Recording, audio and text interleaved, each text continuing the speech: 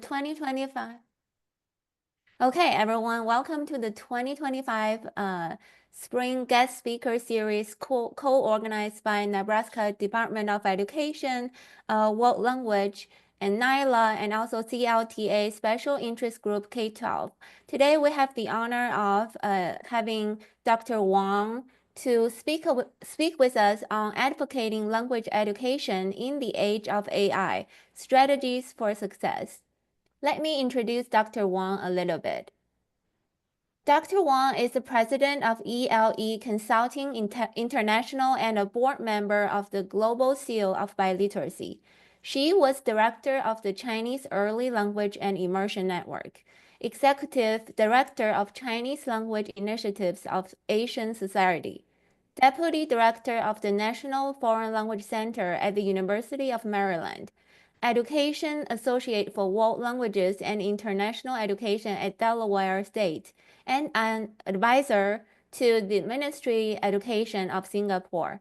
Dr. Wang has taught and worked with K-12 schools, Chinese heritage language schools, and university language and teacher education programs nationally and globally. She developed several K-12 Mandarin learning series and written numerous scholarly papers and book chapters. She earned her PhD from the University of Pennsylvania. Okay, today we have the honor of having her to speak with us, and let's welcome her. And Dr. Wang, the floor is all yours. Thank you. Thank you for having me. I'll be using, we discussed it with Crystal and Li Laoshi and Kang Laoshi, and we decided that we should use English, because this is open for not just Mandarin teachers, but also all world language teachers. So I'll be using English, but if you want to ask any questions or interact with me in Chinese, or that will be wonderful too. Okay, so this is a big title, and thank you for Crystal inviting me, and I'm and Kang Laoshi's wonderful introduction. I'm very honored to be here, and when we planned this back in November during ACFO, we talk about this is a dynamic time. It's very volatile, and at that time, we just kind of thought it would be like that. And little did we know that the world is now kind of, I can't say upside down, but definitely the entire world has kind of, scrambling now. So, and I want to kind of share with you that this is a big title. And in fact, I'm not really going to talk about AI or any tools to use, or how do we go about teaching with AI as a tool. Hold on a second. I just realized that my slide doesn't move. Okay, so let me reshare, because I might have several things going on here.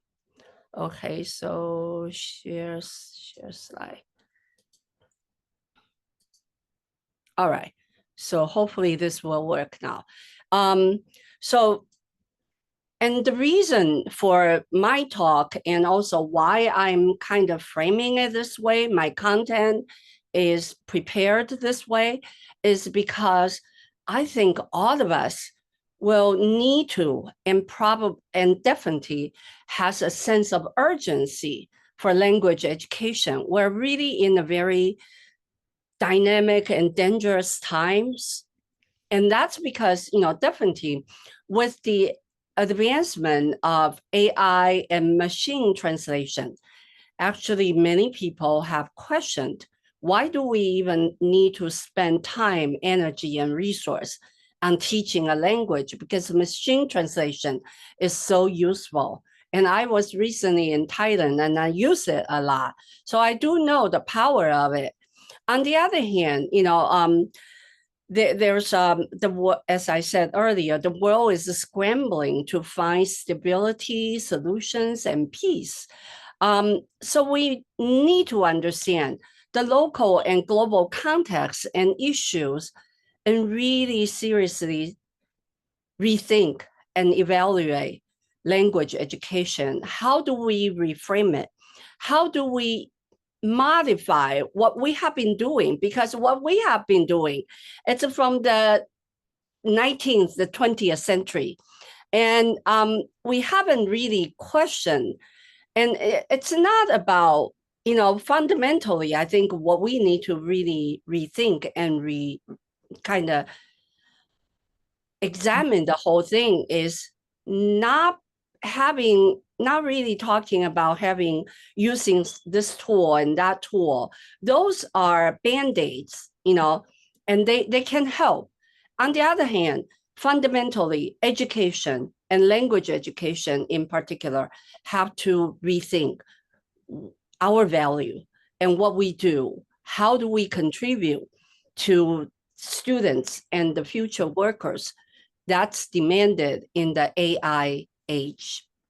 So we really need to, that's my premise for framing and presenting this webinar. So if you're thinking that I'll be talking about what AI tools or whatever, you might be disappointed, but I want to kind of set the stage for my talk today. So that brings me the overview. There are four major points that I would like to talk about. One is to explain a language ecosystem, and how do we even think about language education as an ecosystem. And number two is then I would share an example of a language ecosystem, because back in 2024, I did a research study on the Chinese language field in the United States. And I'll share that with you. Number three is then I'll propose a framework for language education in the AI age. And that's based on a paper that I wrote in 2023. I'll tell you more about it. And then the last thing is to talk about strategies. And in terms of strategies, there are two things that I would like to talk about. One is how can the language education field reframe ourselves? What kind of essential elements that our language programs need to have so that we can respond and in fact, lead students in the AI age. And then the other is that if indeed we are going to kind of think about reframing and redesigning our language programs, then we need to take action to advocate for language education, language programs. And then how do we do that? So these are the points that I would like to talk about. So number one, an ecological framework for language education. And Crystal told me, because I shared my PowerPoint with her, and she said it's wonderful, but on the other hand, don't assume that your audience would know what a language ecosystem is about.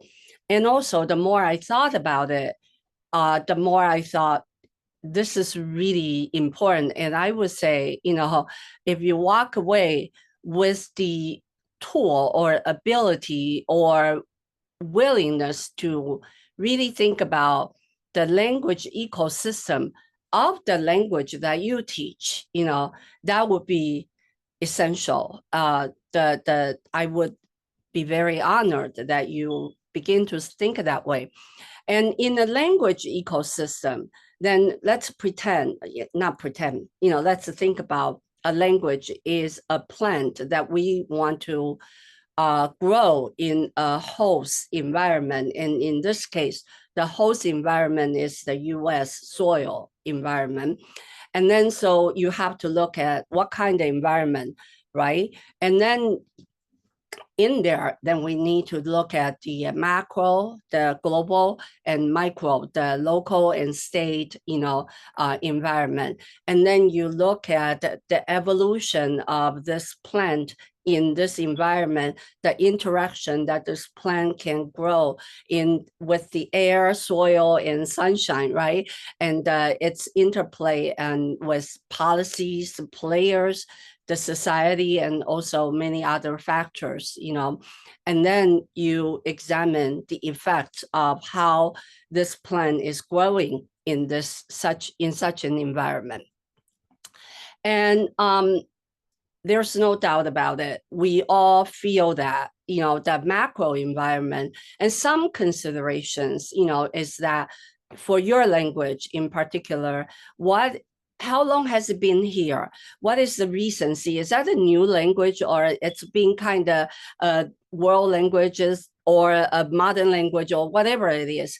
And what are the economic and political situations, relationships between the host, environment and also the back home, the home country? And what are the national security or national interest concerns that people might have, especially from the US side, have about this language? And what are the cultural and religious context and the relationship, right? That's also very important. And the political attitude and discourse towards this target language and the speakers, and what are the legislative efforts and funding support towards this language, and then how does all these factors translate into educational policies or programs in the K-16 setting? So this is very important. And then micro level, at the local and the community and even your state mesa level, then we really have to think about who are these speakers? What are the numbers that they have? What are the educational levels that they have? And in what condition did they come? Or how many waves did they come? And how do they look like? Their skin color, their religion, their cultural practices? And are they kind of easily integrated, or at least accepted, or always in conflict, and all these, and where do they live? And one thing about language, maintenance or is that the more socially integrated, the less, is able, a family or a community, heritage community is able to maintain it. And so this is kind of interesting that there's that kind of dynamic in language context situation. And so, and one thing is that people are also looking at, are they speaking their language? Don't they want to become, Americans, right? So allegiance and loyalties are issue. And they are also important additional factors in the US environment, especially in our educational policy perspective. Richard Ruiz talked about at least there are 3 US language orientations. One is looking at language as problem, and that's why traditionally we have bilingual education, or whatever the idea is, at all costs, make sure those students who have different home languages learn English, and the other is language as right. And this has been since the,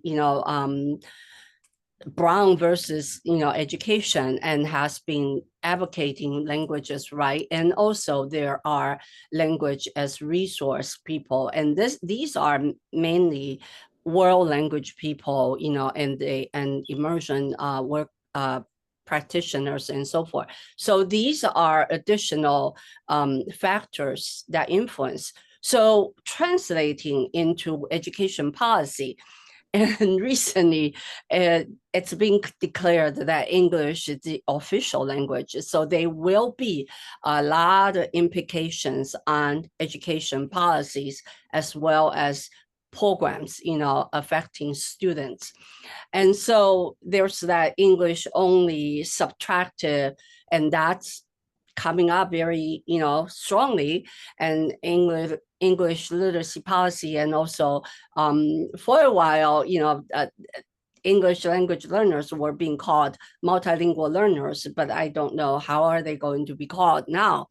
And on the other hand, from the other side, English plus additive, that kind of orientation translate into like a heritage language education, or from that perspective, foreign language, and world language and language immersion and so forth. And there are obviously many other programs, but I'm talking about sort of general trend. And public attitudes and discourse also, you can see the seesaw or the tug of war, right? So on the one hand is that liability, deficiency, eradication, that kind of orientation. The other is that resource, linguistic, human rights, and that kind of orientation. However, in the US, definitely, language is not just a language issue, it's a badge of loyalty and also personal, group, and national identities. That's why language issue is never just language education, language issue. It's part of immigration, commerce, economic, political, bargaining chips, So now that let's look at the evolution. How does this particular target language grows in this kind of environment?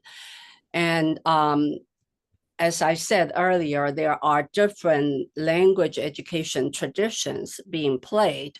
And that's why, and also it's very interesting that languages other than English, mostly they are called foreign languages in the past, but over maybe the 90s, since, 80s and 90s, then people begin to change that. And particularly in K-12, they now call it world languages. And in secondary, higher ed, I think mostly are still calling them foreign language or modern languages. That's the traditional view as well. So these are the status of languages in our educational system. On the other hand, the corpus, the language itself, the body itself, is also very important to look at it. For example, what is the linguistic diversity of the language? How many variety are there, and which variety is being chosen? And then also whether a language is when a language is being introduced here, we also look at how convergent or how divergent that is. So that's why, and it's not just tradition, but it's also because French and Spanish, their distance with English is closer, so they have been more commonly accepted, and people, of course, also have the stereotype and misconception thinking, well, it's also true as well. Those languages are easier for English speakers, and Chinese, Arabic, those languages that is linguistic and culturally distant, and they are harder. This is also by Defense Language Institute's data. And so, there are lots of decisions that's being kind of considered when a language is being promoted and taught in schools. So as I said, those are the language policies being played out in the K-12 situation and parochial and non-school time. So let's also think about how do we really tap into the heritage language communities that's outside the education system, and also non-school time. We really have the tools to use them. So it's not just in the classroom. But coming back to the language ecosystem framework that we know in the US, the language ecosystems are very, very complicated. And the language, depending on the time, Chinese is more or less like this, it could wither or it could really thriving, and depending on the larger, the macro and the evolution in the environment, that those issues that I talk about. But, when we talk about this, then as think about your language and also your programs, whether it's English language programs for, or for multilingual learners, or how much time do you have to deal with the language issue, and what are the sort of the orientation and main goal of your program.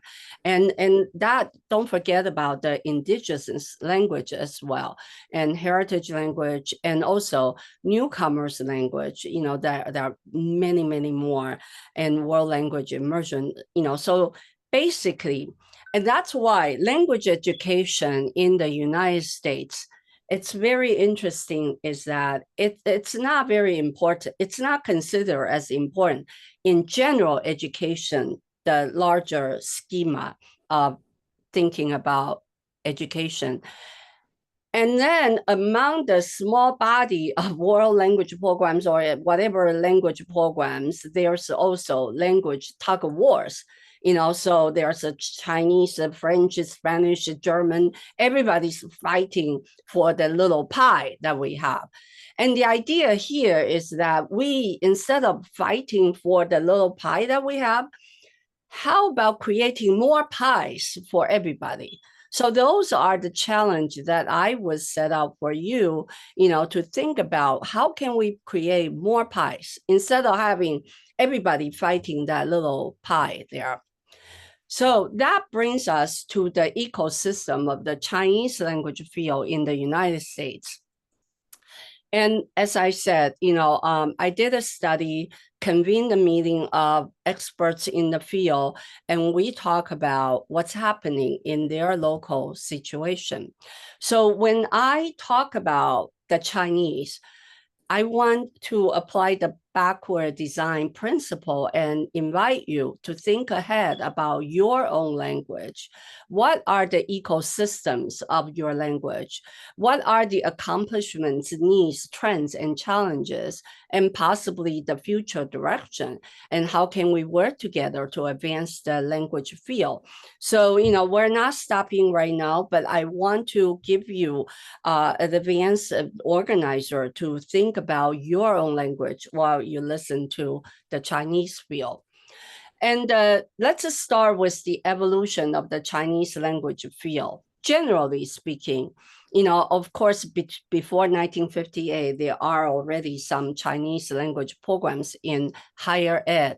But generally speaking, 1958 is sort of pivotal year, because that's the year that was the year when National Defense Act was passed, and also there were some funding and mandate to start Chinese language programs in colleges, and that's why, for those of you who have been in the field for a long time, they were popular textbooks, and also differences textbooks, and also like Wang Fangyu, Professor Wang Fangyu's several series, like 画上的美人, or different books, 300 characters, and wrote a little novel about that. Those were the sort of products of the time.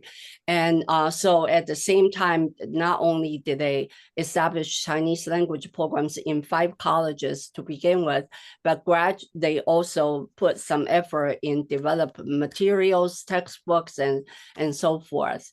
And then, so that continue on. And then in 1980s, the Dodge Foundation gave money to produce, excuse me? Okay, to introduce Chinese into high school. And that was also the time when class and, was established and so forth. And then that's 1990s, but generally speaking, that's the period that I call it the infrastructure and knowledge building. A lot of research and a lot of materials and were being published, so. And then in 2004, the College Board made a decision to develop Chinese AP tests and course. And that all of a sudden, at that time, it was also, and from that 1980s, don't forget the Asia, the Four Tigers and all that. So they were also up and coming. And then the 20s, so that was a favorable period. And at that time, we were joking that Chinese was on steroid, and I was fortunate to be part of this. And then we established the Asia Society and College Board. We established the National Chinese Language Conference, and we also brought a lot of, and in the meantime, the U.S. government have also invested a lot of money and programs into that. And I was also fortunate to be the leader of the, one of the leaders of Star Talk, and that's a national effort in teaching students and teachers during summertime, so that was sort of and that's why I deliberately put a goal there. That's the golden age of the Chinese field. And now, it's a phase 4. Originally, I put stage 4, and then I say, this is not cancer. We can't call it stage 4. So I call it phase 4 now. And it's from 2016 to present. And the macro level is totally changed from the third phase that I just mentioned. And the US-China tension has been building and building. And COVID also played a huge role in that. And not to mention AI and all the digital, advancement. So everybody's kind of really scrambling. The micro level, of course, as I said earlier, the value of language education has been questioned. And the diversity, equity, and inclusion, they have been played up, over the past 10, 15 years. On the other hand, what we found in the Chinese field is that actually was a double-edged sword for Chinese language programs, because a lot of places, in the name of equity, then they say, only some students were able to learn Chinese. And this is happening more so in immersion programs, and not every language has immersion program. Therefore, they close Chinese program in the name of diversity and equity and inclusion. So, but now, the whole DEI has been also turned upside down. So the story will continue, and we don't know how it's going to go. On the other hand, the result of COVID and all that, what two things that we notice has been reported by experts. One is the need for higher social emotional need is there. And so the other is the lower student enrollment. And this is not just language program, but generally, because the student's birth rate has also been reduced. And meanwhile, COVID lost a lot of students, and they still cannot find those students. So there's a general trend of lower student enrollment, and obviously teacher shortage. And in Chinese field, this hasn't been surfaced yet too much, but it will definitely, because the visa issues and all the different issues, and budget cuts. Yeah. So right now, the effect on the Chinese language field, the best I can say is the field is seeking a clear direction. People don't know what to do. And meanwhile, what I have been hearing, and also my contacts nationally have been, there are programs, they are actually expanding, or some people came to me trying to establish new Mandarin programs. On the other hand, I also heard programs and have been asked to save the program, So we see all those trends going on at the same time. So that brings me, sorry for building such a sort of sad picture, right? So, but this is also an opportunity for us to reflect. And while we are reflecting, let's have a tool. So I want to propose a new framework for language education. And this framework, I want to emphasize, when I wrote it, it was for Mandarin program, and I'll tell you the reason why. But it really applies to all languages. And the sort of the premise of this was in 2023, Asia Society held an educator summit during the one of the Chinese language conferences. And then national experts, there were 50 some people coming together, talk about, at that time we were mostly kind of worried about the technological and social cultural shift, but we didn't expect the political economic shift would be overpowering. And then together with taking the findings of the summit and also did some research and came up with this paper, and it's published at Asia Society. So you are welcome, and I put the link at the end. One thing that we have been talking about is that traditional framing of language education is product oriented, and it's very narrow, and we focus on seat time, 2 years in college or 2 years in high school for graduation, and we also focus on what our students' proficiency level, and it's too low or whatever it is. We focus on proficiency, focus on outcome, or focus on, so now you can get a job in multinational companies or so forth. And then even though there are some, advocates that don't forget there's literature, art, culture, arts, and so forth, but it's still pretty much focusing on the knowledge gained through study of Chinese, and nothing wrong with it. But what I'm saying is that we have been product oriented, and of course national security, and it's good for the country, blah blah blah. So it's basically product oriented. And then, as I said, while I was doing research, I was really struck by what we hardly talk about. The AI age demands not just hardcore, but also softcore skills. And so, in fact, the World Economic Forum declared that we are already in the fourth industrial revolution. And in this revolution, we really have to, employers are not, definitely, it's a given that they are looking for people with the skills that their discipline or industry needs. But on the other hand, particularly with AI, and you actually could see people from all over the world working on Zoom together, right? Or whatever platform they have.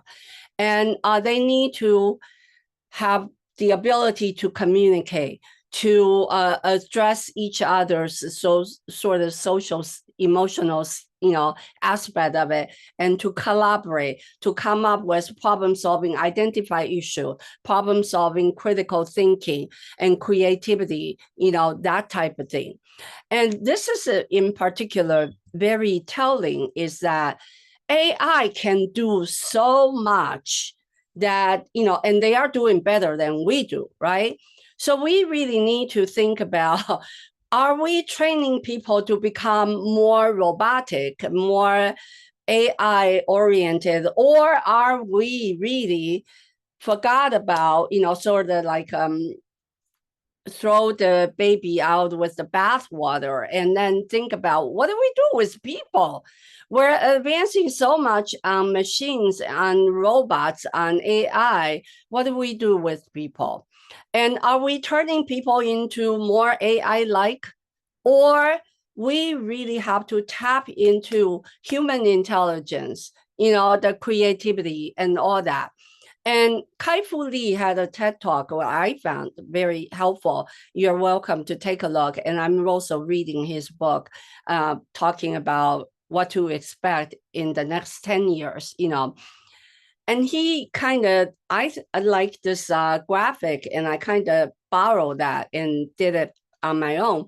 And he talked about there are jobs that's repetitive or routine or optimizing. That means making it better and more perfect, or more complex, several processes and procedures, and all the way to creative. But there are also jobs, within those grid matrix. There are jobs that they don't require compassion, but they are also requiring more compassion. So, you see numbers there, number 1, 2, 3, 4, right? Number 1, 2, 3, 4. And then, let's have a little interaction. Put it in the chat box. What do you think would be some examples of jobs? They are more or less a repetitive routine, and they don't really require compassion, versus some jobs that pretty much routine, but a little bit of compassion, human side is needed. Or the number 3 is the complex creative, but you don't really need compassion and feelings, that type of thing. And then the number 4 is you need all of that.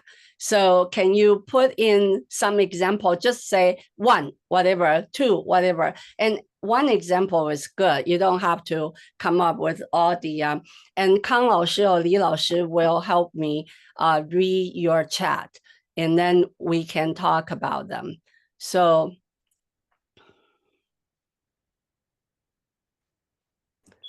are we ready? Do we put in some examples?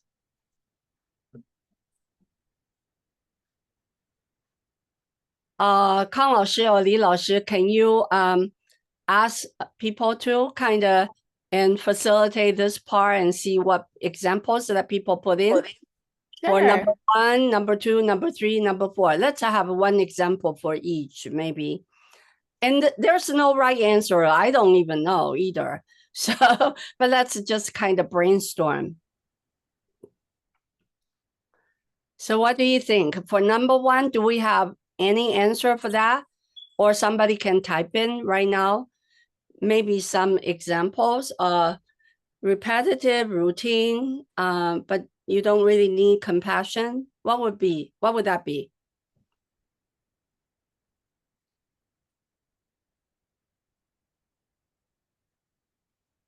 Yeah?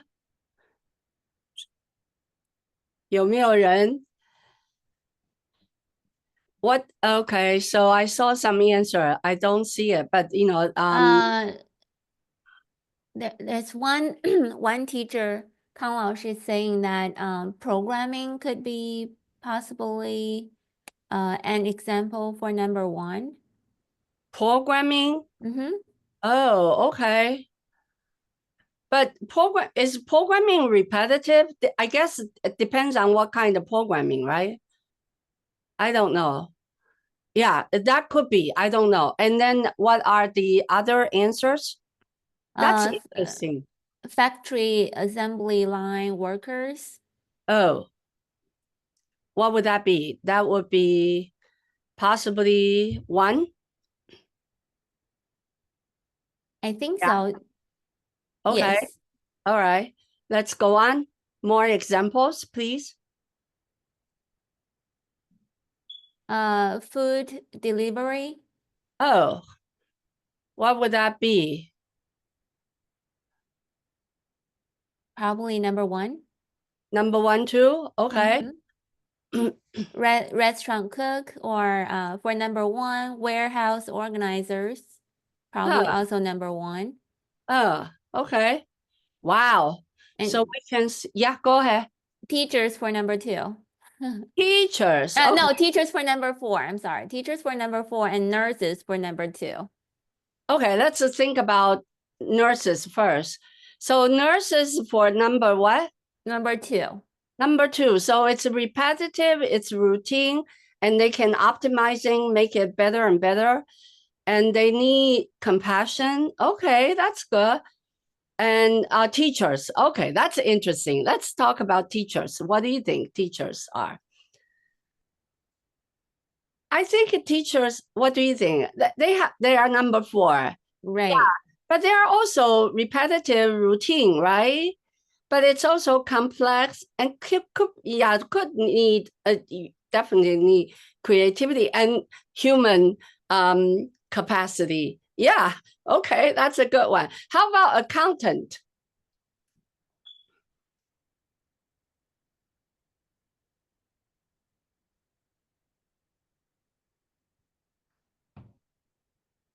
Yeah, so maybe accountant, maybe between one and two, right?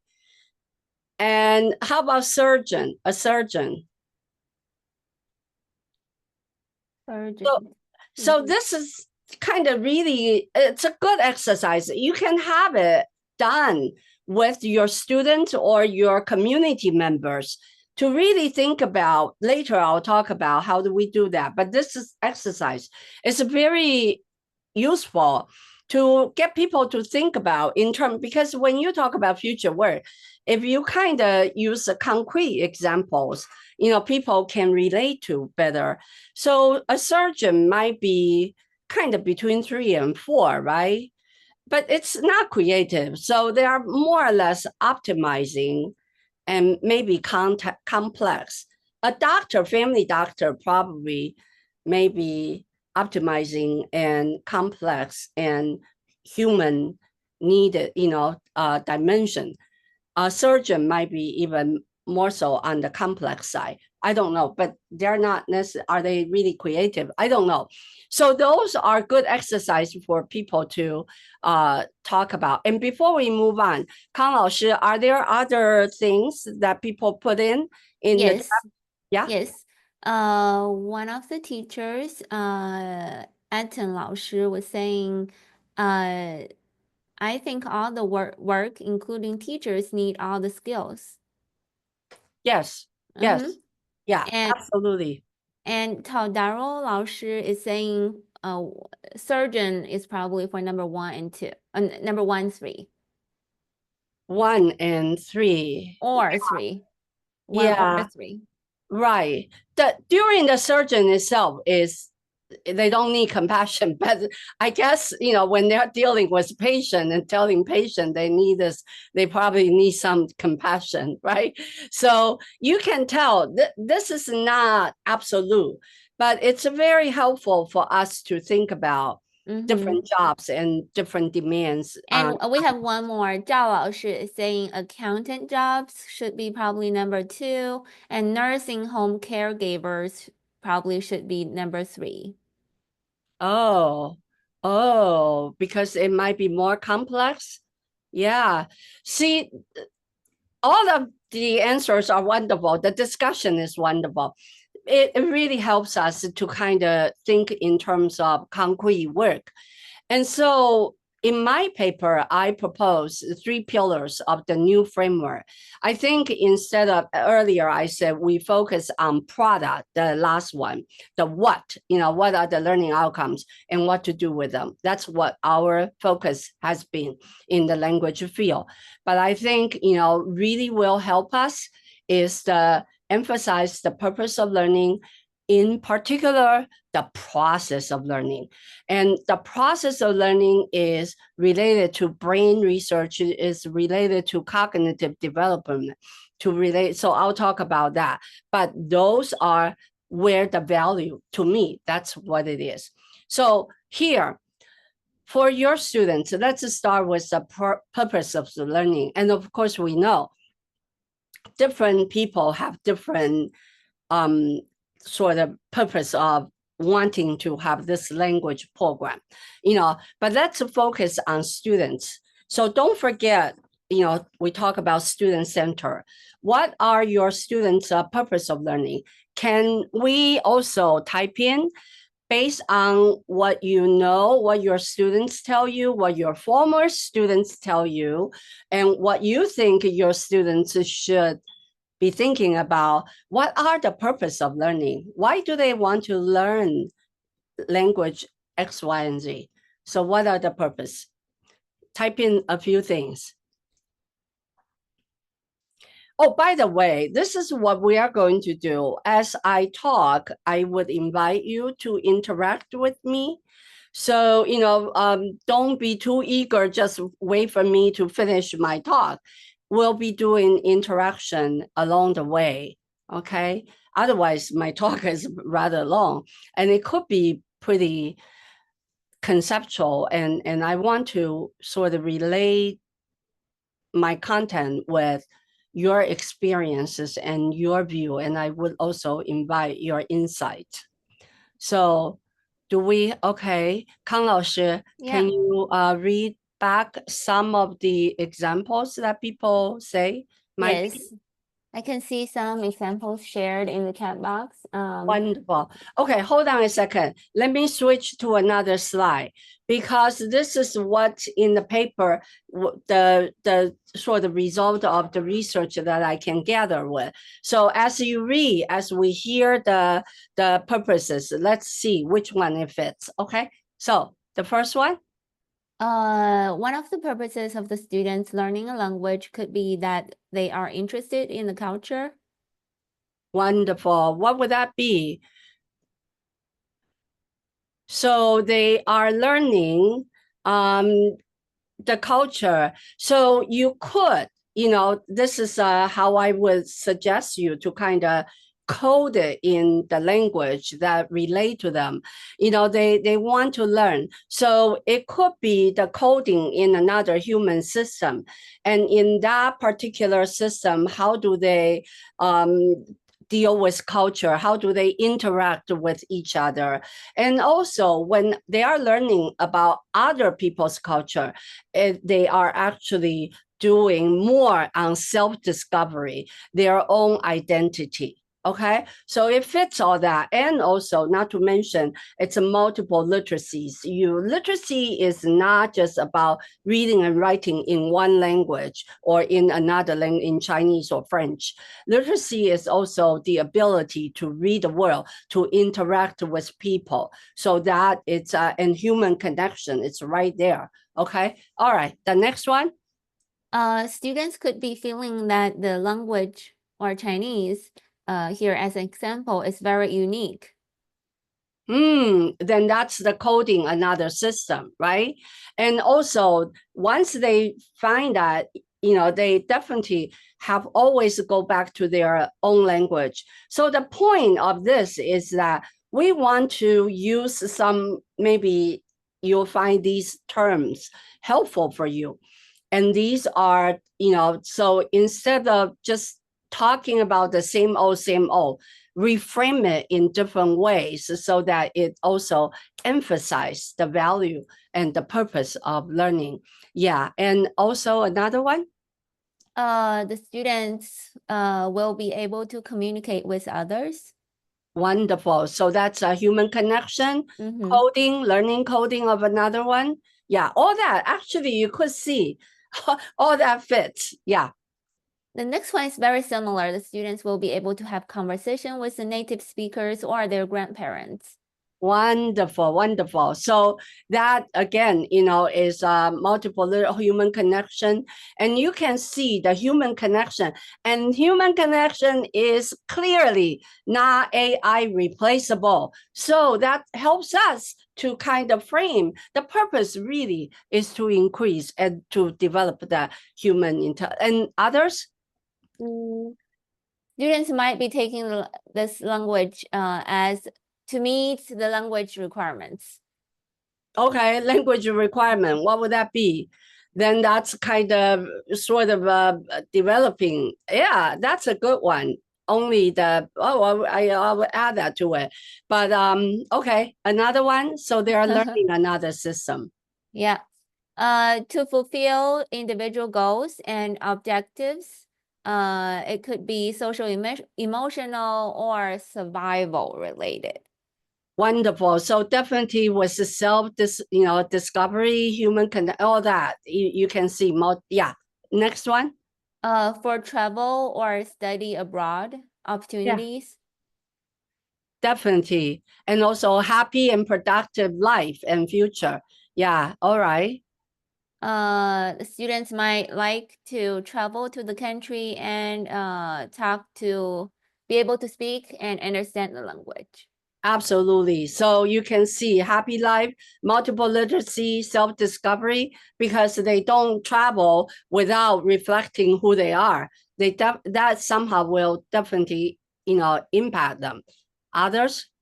Some students might just want to be different and want to learn a language very different from English. I love that. I love that. What do you think that might be? To me, that's a self-discovery and identity formation, right? Mm-hmm. Okay. Next one. We don't have any other examples here in the Okay, chat good. box. All right. So now you can see a lot of them, and I hope my research will also help you kind of frame the purpose of learning. And if you didn't talk about that, you could have students talk about that. And one suggestion that I have is you lead your students and develop with your students, develop their can-do statements about their purpose of learning. Why do they want to learn the language?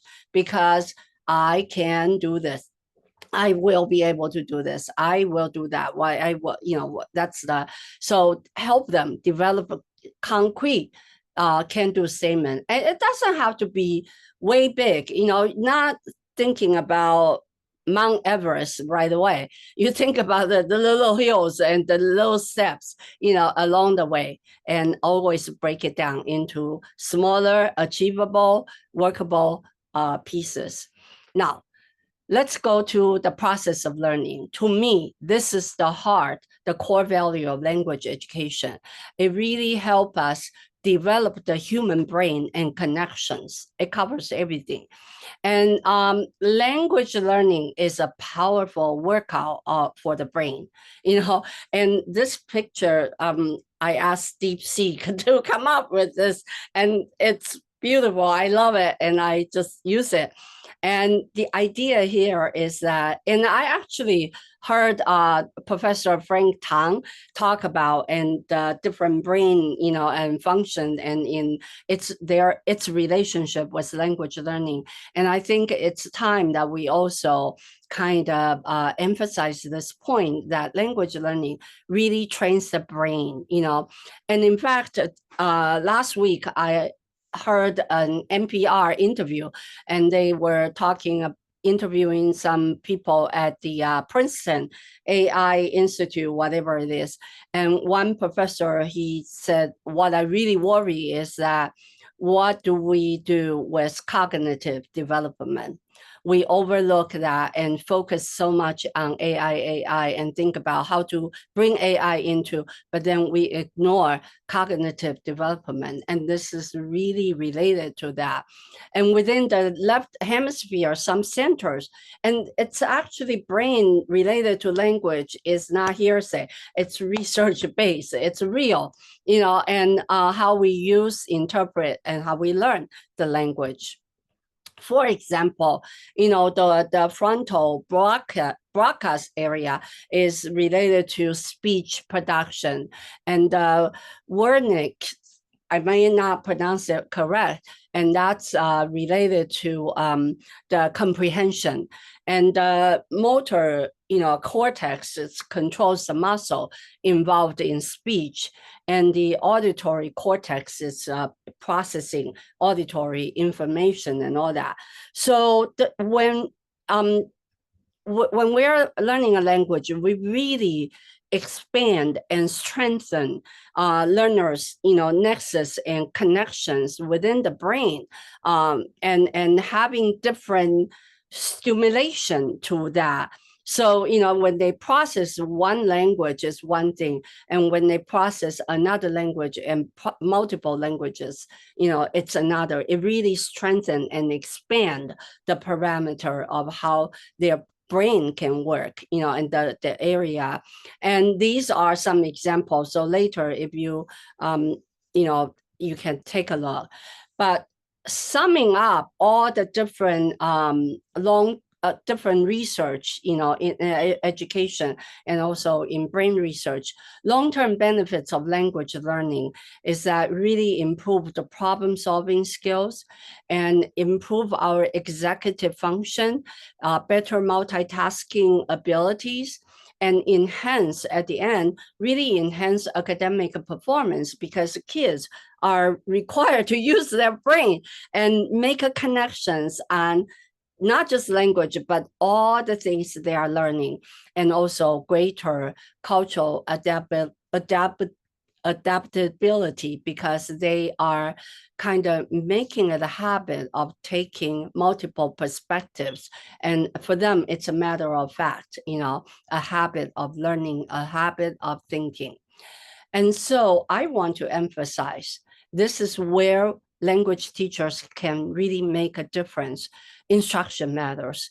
And we not just about focusing on teaching how many Hanzi, how to copy this, how to explain and use a certain vocabulary. Those are pieces of language. We need to really raise it up and think about how can we help students approach language learning that's helpful for their brain, their cognitive and social emotional development. In other words, develop them as a whole person, So in linguistic, cognitive, social, emotional, and also multilingual awareness, meta-linguistic awareness, which means that they can be higher up and thinking about how do they learn, how do they memorize a certain vocabulary, how do they use certain language above that, and how do they interact with people with the intercultural competency. And really, we need to emphasize language learned in language A, skills in language A could be transferred to language B. So, and that's why, both sides that you could transfer the coding, decoding, comprehension, also reading and writing, all those skills are transferable. And we want to emphasize that and get students to pay attention to what's going on when I'm learning this. So much of our reflection with the students don't focus on whether this is fun or what do you remember, but really get them to think about, in this lesson or in this unit, what kind of strategies, what have I noticed that I have been using, what kind of skills and that type of thing. And also, very importantly, develop their can-do attitudes, because language learning is long-term. When all the benefits are not noticeable until they reach certain proficiency level. And so the grits, and also languages, lifelong learning. I'm still learning English and also try to improve my English. And not only that, my Chinese as well. And so it's a lifelong learning. There are so many vocabulary and blah, blah, blah, so you're continuing learning all that. So can we invite a few things on what have you noticed on your teaching or your students have been doing that really fits into the process of learning? Either linguistic, cognitive, social, and also cognitive is so important. It's not only just about what, the vocabulary, the grammar, and how the meaning of it, but really get them to think about how can that be said differently? How can I improve differently? How can I, do different things, whatever it is. Yeah. So can we invite a few examples? And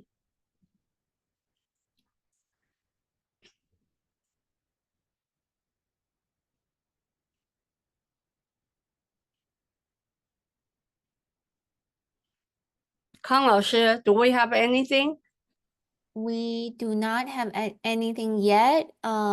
Okay.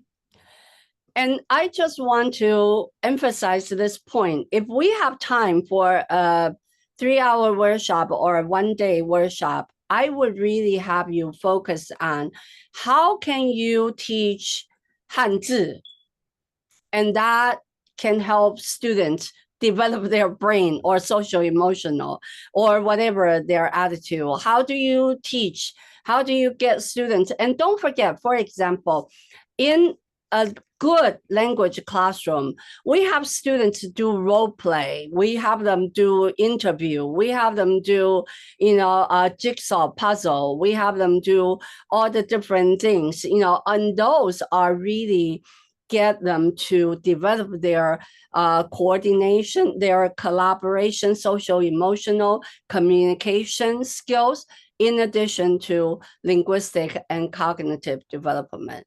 So, pay attention to what you have been doing, and not just on, oh, I love that my students love this activity, but think deeper on why this activity is beneficial in helping kids to process information. You need to really, in the AI age, treat language as information.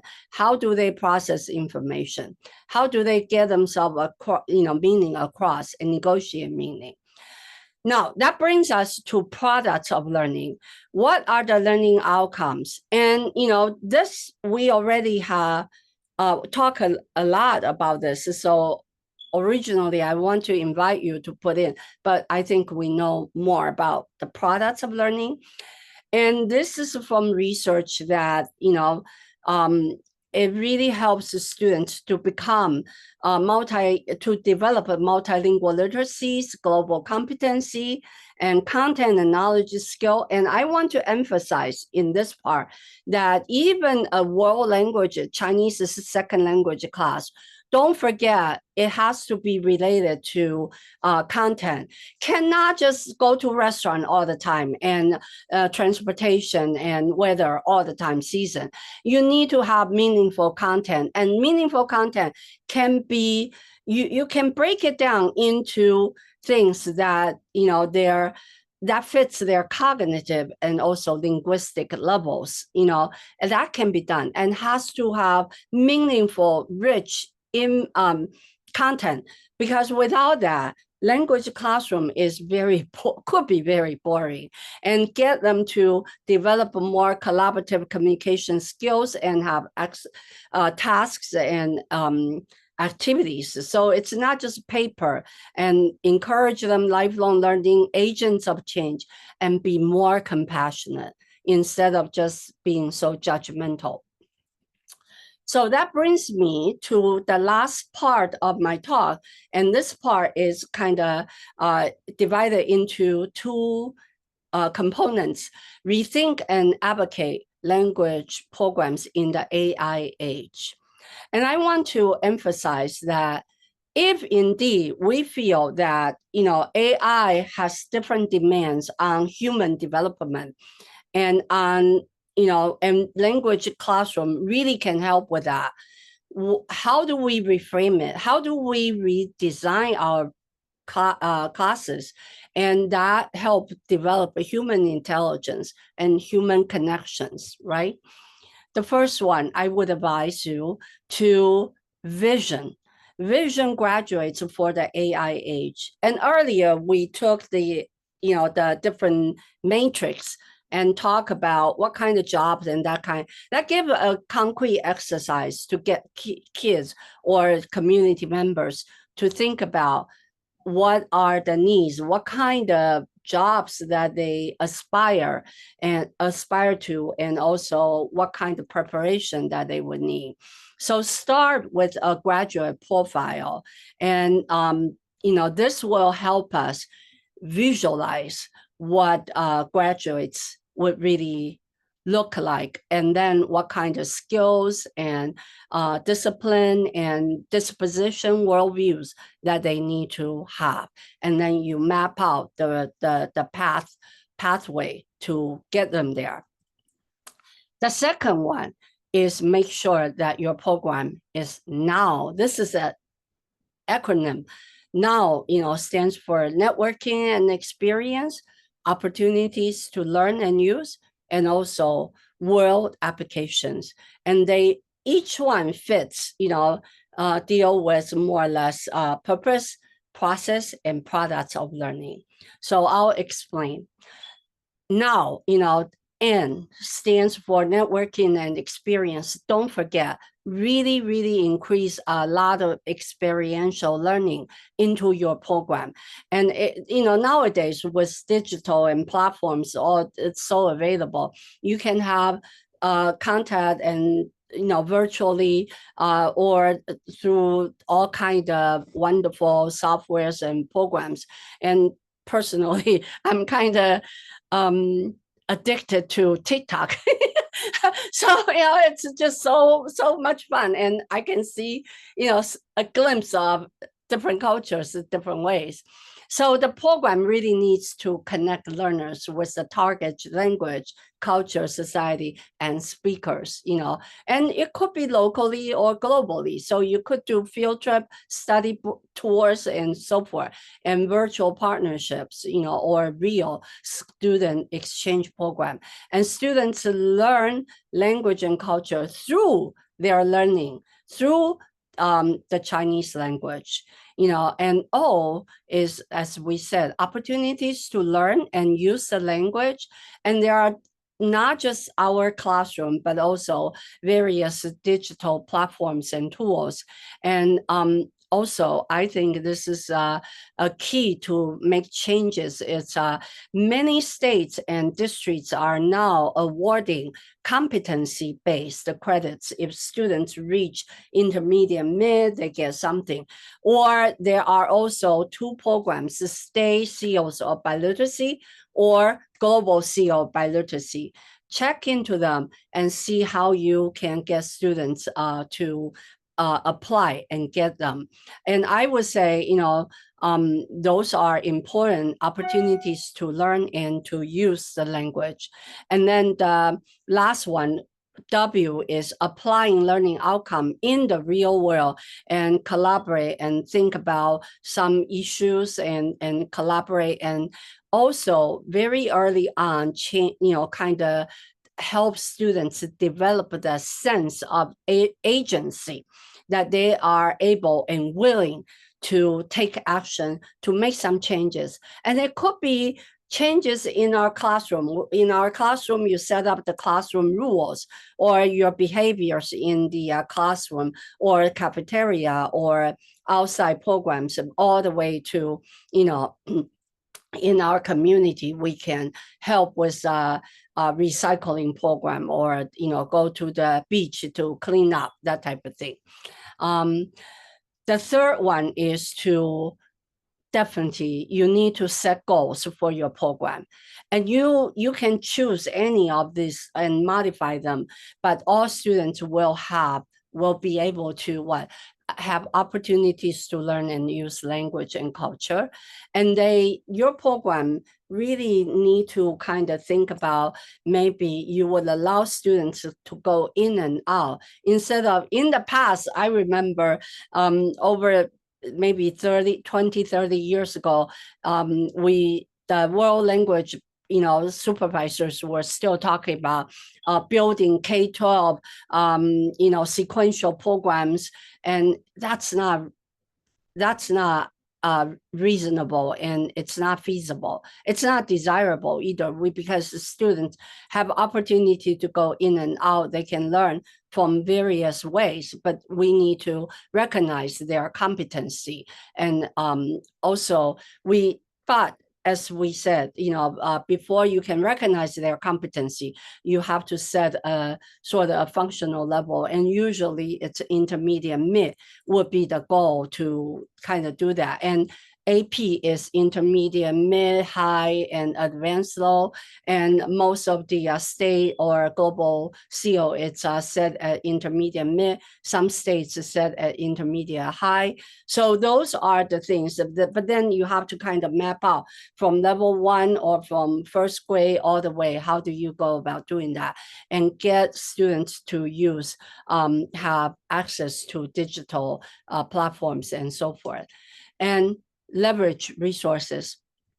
And one thing I want to get you to understand is that resources come in different forms and ways and from different sources.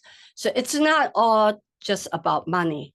You could have identified some people as a role model. That's wonderful resource. And a restaurant, you could say, they can give coupons for reduced or whatever it is, and get them to go to events and have students talk with the museum. And if they have the hall of your target language exhibit, then you negotiate with them, and then you say on certain days we can have students pair up to be docents to explain the exhibit. And usually what I have seen in many places is a pair of students, and then they wear some little banner, and one student will introduce in the target language and the other in English. And then the next place, then they reverse the language introduction. It's very powerful, and kids really love that. And they feel that, that's an opportunity to use. And remember, we need to have service, and we need to lead by example, because without that, you're not going much farther. And then prioritize your actions, because of all things considered, what is the lowest hanging fruit? What would be the most productive thing and most achievable thing that we can get together and prioritize them? Because it's not possible to have a whole list and you don't go Machu Picchu or Mount Everest in one day. So that brings me to the last part of this conversation is how do we engage in advocacy in a language ecosystem? So, advocacy, everybody knows what it means. It means publicly making a case, plead, and to try to initiate some change, right? And the beauty of advocacy is it's really focused on grassroots movement. To be honest with you, I've been in the field for 30 some years, I guess. And I always believe, and my work has always been from top down, starting from state supervisor, and then at Asia Society, at the national work at National Foreign Languages Center on StarTalk. I have been working top down policies and implementation. But the more I've been thinking about the dynamic climate, context where we're in, I believe more so people, and grassroots is the key. We need to, if we want, because top down, it's too far away, and there's so much that we cannot control, but we can control, influence people around us. And so that's the key. And I found Malcolm Gladwell's work on tipping points very useful. I have to read the new book because he reverses thinking, but I do think that his 2000 book is very beneficial for me. And he talked about if we want to create change and create the tipping point, and the tipping point is that you work on different things, and gradually the power kind of accumulates, and boom, it's like a wildfire, and it goes, and then wildflower as well, it spread like crazy. And so he talked about three conditions. One is the power of context, the other is the power of the few, and the last one is the stickiness factor. So let me explain very quickly. And that's why the power of context. That's why at the very beginning, I spent so much time talking about language ecosystem, because if you don't have a clear idea about what's going on, nationally and globally, and then what's going on in your state and in your community and neighborhood, and also what's going on affecting individuals and families, you're not able to really reach the heart of the issue and to move people not just by reasoning, but to reach their heart and soul. So you really have to, and also understand what are the challenges, what are the barriers, what are the issues or excuses, and what are things that leverage the resources that you're able to leverage, as I said earlier. And those are important. And then the law of the few. Don't worry about if you cannot change everybody. Change those early adopters, change those people who believe in you, and you can work with them and engage them, come up with strategies together, because it takes a village to have the change. Cannot be just you. So you need to engage, and all you need is to engage with people who usually has a network behind them, and you engage them, and then they can, so parents are important, and some fellow teachers are important, and leadership. And sometimes the leadership may not listen to you, but there are people around that, and school board members and so forth, and community members who are highly valued and respected, if you can reach them. So, and what are their worries or wishes and their issues and their hope, and then can you find the entryway to engage them, find something that's common, and get them kind of begin to see what you're trying to. So one person at a time, one thing at a time, and collaborate with them. So make them feel that this is their issue, their advocacy, not yours. Okay. They are not helping you. They are taking the cost. Okay. And then finally is, what's your sticky message, right? So you want people to, so they say, oh yeah, you're right. This is so important. So how can I help? How can we do together? What can we do? And then say, let me think, and here's my list. That won't work. As I said, identify, prioritize, and have elevators, sticky messages, and because they stick in their mind. And then they will easily repeat that all the time to any different people. So, and the most important, the most powerful message is success story. What stories, what examples, what individuals that kids that they people know, and through the learning of Chinese that changed their life. Because I was talking with somebody in Washington, D.C., and she runs after school Japanese program. She's American, but she runs and she got kids who otherwise would be on the street going to jail to enroll in her Japanese program. And now several of those kids are studying Japanese in the program in Temple University in Tokyo. So, those are wonderful, powerful, and most people like to be good doers. They like to help.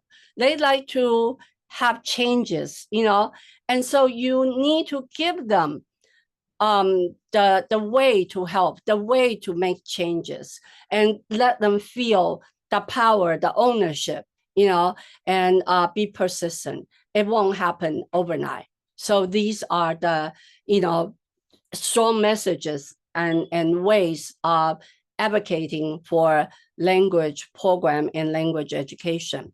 So that brings me, I talk about the, the framework, the ecosystem, the Chinese case.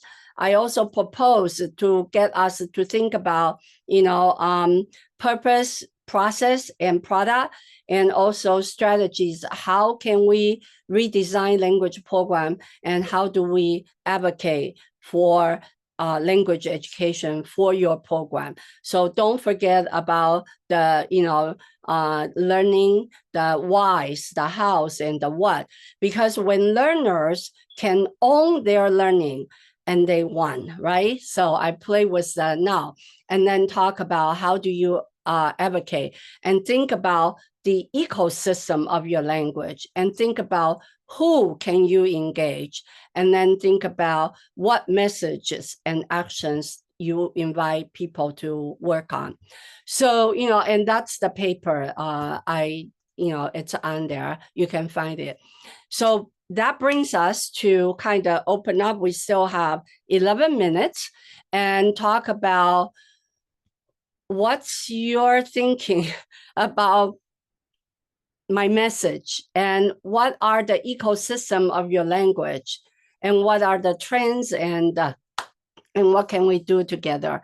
And also generally, what do you think my webinar have triggered your thinking about what? Please share.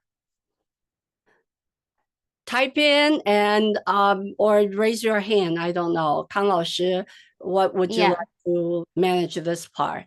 Sure. It's okay. I can just monitor the chat box. And thank you, Dr. Wang, for your amazing share of this message about, language advocacy and language teaching, right? And I think right now the floor is open to all the audiences. If you have anything or any reflections that you would like to share, please feel free to put it in the chat box. And I think it's okay for them to unmute themselves and just ask you directly, right? Yeah, I think so. And I will not share my screen, but that's my contact information there. So, I'll stop sharing and then that way I can see more people. Yes. Okay. Wonderful. Thank you for spending the time with me this weekend. Yeah, so anybody would like to say something? I have a question, 舒涵。Okay, Frank, 唐老师。舒涵啊，谢谢你，非常好，非常好。那个 ，by the way，主持人我跟舒涵老师是30年老朋友，所以我们他的讲座我能到就到。你刚才举的 model 当中，特别这个 advocacy is a big issue。现在许多老师就关起门来教书就可以了 ，but that's not enough. You can't just do it by yourself alone. You have to have partners with other Chinese teachers, partners with other world language teachers, partners with administrators, partners with community board members, and so on and so forth.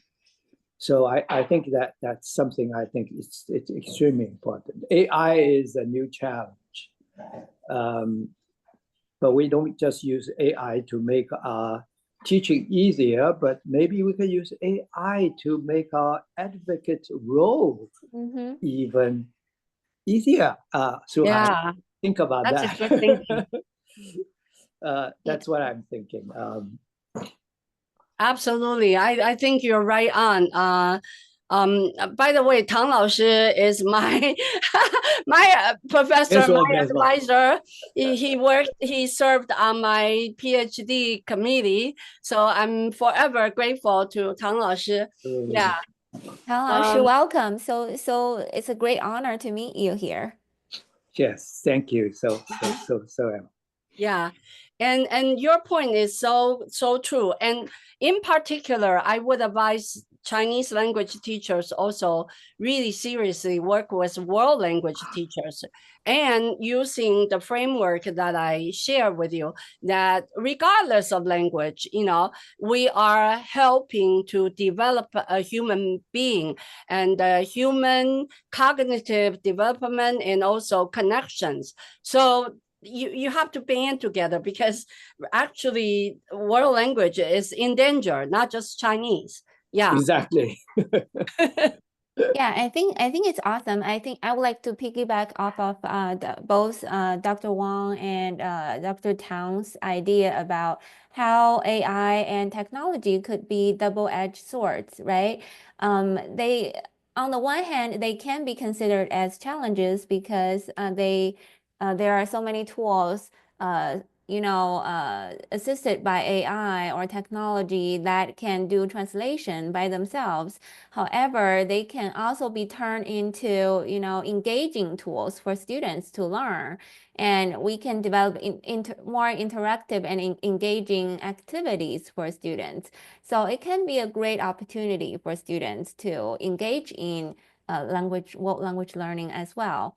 And I also noticed that some teachers like Tang Mongrui 老师 is saying that she really loved the line in your slides that were saying when learners can own their learning, they win. So she find that this line is really inspirational. And she also said that she really appreciated how you highlighted the high skills. Simply being aware of them can help us develop and balance them. Balance them alongside AI skills. Is that AI skills? Yeah, exactly. Because the AI is irresistible. We Yeah. cannot avoid it, but we need to, like you said, harness the power of AI Exactly. and use it as a tool. On the other hand, I really question, with so much emphasis on coding and learning all that, AI and computer skills, and are we what is the purpose really? Are we trying to develop a human robots, or are we turning humans control robots, creating better robots? So those are the questions that we could really, and those are really helpful argument for world language education. Exactly. I 舒 don't 涵 think. ，I may Go. if I may add，你知道现在中国大陆有一个极大的争论的问题，复旦大学宣布，从今年开始，把文科生招生比例从30%减到20%，引起撼然大波。对，就是说人文科学不再需要了吗？语言不再需要了吗？那人就不是人了，我们都去做机器人得了吗？对对，就是您刚才讲的这个一句啊，就是这个 AI 不能取代人，好像我们这个学科就不再要了，每个人都去做 computer， 那 computer 也没工作了，一样道理啊。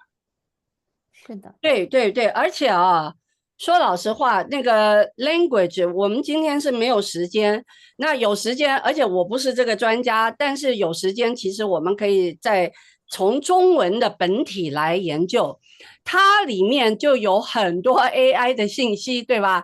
因为它的 coding，那当年那个日本的那些 computer programmer developers，他们就是 they look into Korea too， they look into Chinese characters 汉字。And then try to come up with the principles. 所以那个 emoji 就是这样出来的啊。Emoji stands for drawing words, drawing pictures of words. 那个画文字绘 emoji in kanji is 文字绘.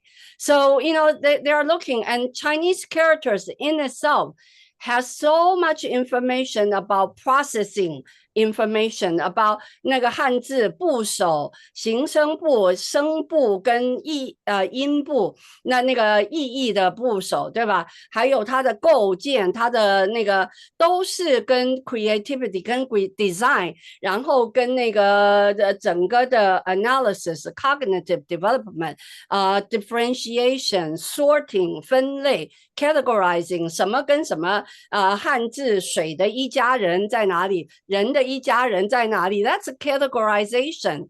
All those are just so important, and that's why I say instruction matters. It's not the same way of teaching Hanzi.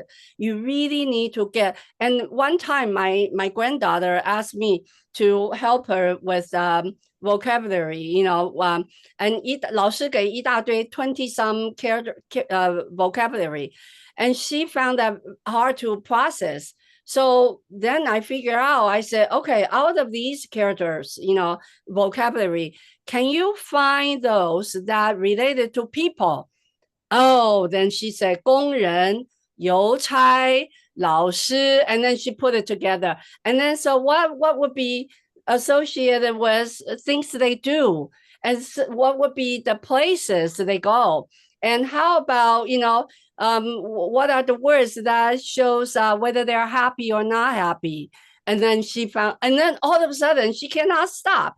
And it's just so much fun in learning Chinese characters, and vocabulary. But you have to figure out a way of getting kids to notice, to categorize, to differentiate. Those are cognitive skills. Yeah.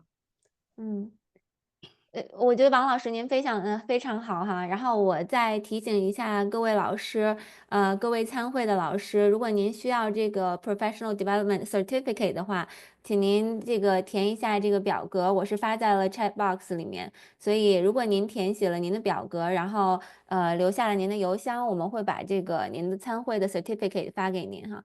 然后我确实非常同意这个王老师和唐老师说的，这个取消这个人文科学或者减少人文科学的这方面的招生，我觉得现在全世界可能都有一点这方面的趋势。像美国现在的这个政府的这个财政预算的减少，也主要是针对人文科学的，对吧？你看教育部也裁撤了很多的人员，影响到了很多这个grant 和 funding 方面的问题。我觉得这个从长远的来看，我个人认为是一个文化倒退的一个现象。我觉得一个社会要真正的繁荣，必须有这科技理工科的繁荣，还有这个人文科学的繁荣，对吧？我觉得如果人文科学方面遭到了忽视的话，我觉得这是一件挺遗憾的事情。我觉得它可能会造成非常深远的一个影响。所以这就是为什么两位老师说的，我们现在所有的老师们，尤其是语言的老师们，教语言的老师们，就要团结起来，然后能够真正的去宣传我们的这个教学的一些成果和重要性。这就是我们 advocacy 的这个重要性，对吧？所以非常感谢这个王老师今天给我们的分享哈，我觉得我们所有的老师都受益匪浅。我不知道我们在这个，因为我们时间也到了，不知道那个各位老师们在我们这个webinar 结束之前还有没有什么问题想跟王老师讨论的？然后在等大家的时候，我就再讲一下，就是说，比如说像现在啊，我们这个新总统，然后他的那个老相好，他们现在就世界的各种政策的变化，对吧？那他们做的就是说，他们基本上就是没有 compassion 嘛，对不对？对，所以这个就是说，整个社会只是时候未到，eventually 会有 implosion， 对，然后对，因为你完全没有 compassion， 那这样子的话，就是所以我们是要这样的人吗？那然后我们是不是要有，就像刚刚唐老师讲，我觉得这个就做结尾，就是说我们要对人有悲天悯人的胸怀，要有这个以天下为己任的这种志愿，对吧？然后有这样的一个愿景，愿意说让全世界的人都有和平共享共存，然后共同一起繁荣。因为实际上现在这个整个的地球都已经遭到这么大的损害，那到后来我们最大的敌人，说老实话，不一定是在人，而是在天。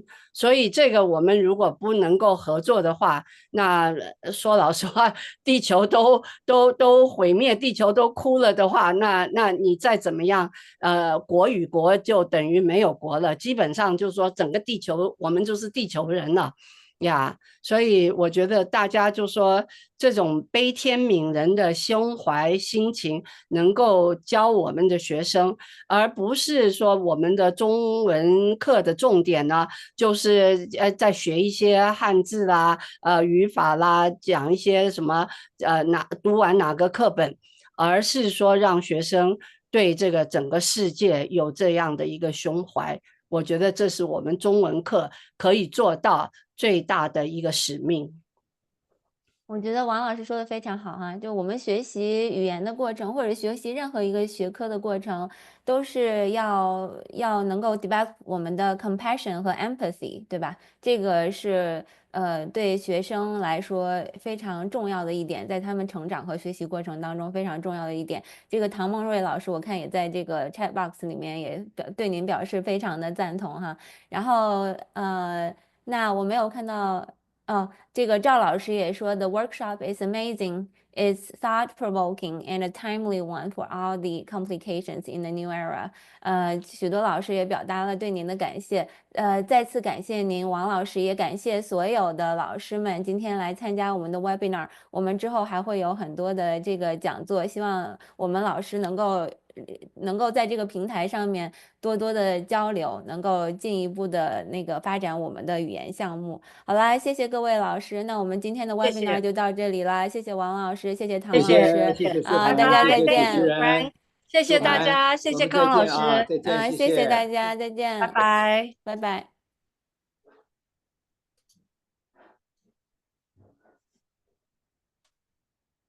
谢谢康老师，我就稍微嗯，看一下那个，对，对，您可以稍微看一下，谢谢您，王老师。哎呀，真的是啊，我觉得对很好，因为那个我的也比较长，我知道比较长，所以我就说但您时间把控的非常好啊，这个哦，时间谢谢，结束的非常好，谢谢您讲的也非常好，很深对，刻，非常这个发人深思，我们也学到了很多东西，谢谢您，王老师，我们希谢谢，望以后有机会能够多跟您学习。对对，那您讲一下您是在哪儿，康老哦，师？我是在那个